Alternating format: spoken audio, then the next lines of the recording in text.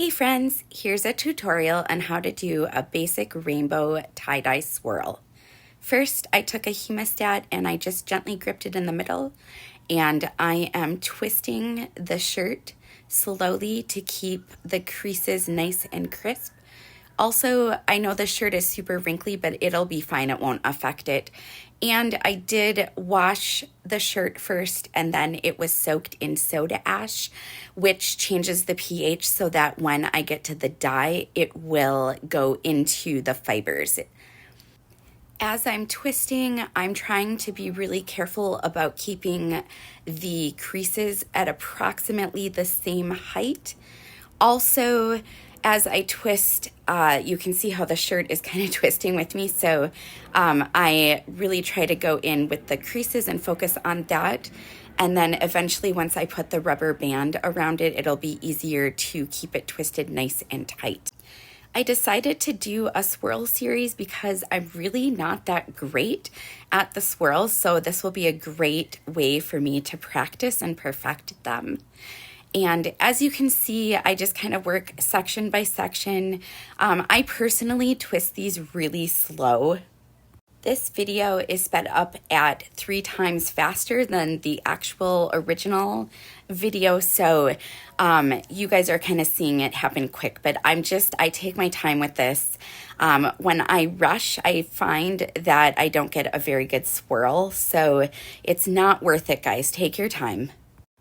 Another important thing to note is that I'll be using Procyon dye, which is a fiber reactive powder dye. You can make it into liquid dye, and I've done swirls that way too, but I really am trying to get better at using the Procyon dye because once the swirl is complete, I'll need to be able to put the powder dye in triangles, and that's usually where I go wrong. This part is always awkward putting on the rubber band. I try to get it to catch on one side, and then I will go around the other. And then once I have it all the way around, I will, as you can see, it popped open. But once I go around and I've got the rubber band around, then I can twist it and tighten it like that, remove the hemostat, and then I just tuck the pieces of the shirt into the rubber band as they're supposed to be. So it just sort of tidies it up. And I find that having a good swirl all the way around is going to give the best results for when you add the dye and the ice onto it. Again, I take my time with this. I know some people can do it really fast, but I find that I get better results when I really take my time and really fine tune all of those little ends to make sure that they are tucked in on the correct crease. Now, sometimes there's a few ends like around the sleeves and stuff that are just not going to be perfect, and those don't worry about because the swirl will be so big by that point.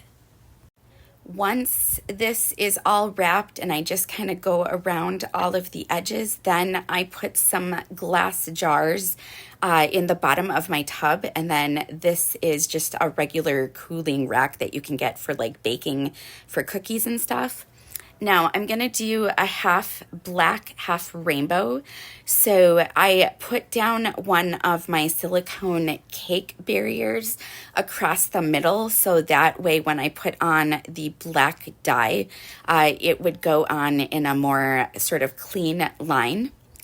And then I'm going in with my rainbow colors. And as you can see, I am putting them into a triangle. Now, my yellow always tends to kind of get eaten up by the other colors. So I kind of go easy on the orange because the yellow and the red would make orange anyways. So I just use a little bit there.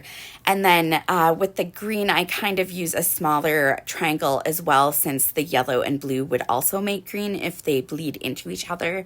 So I just kind of take it easy on those ones.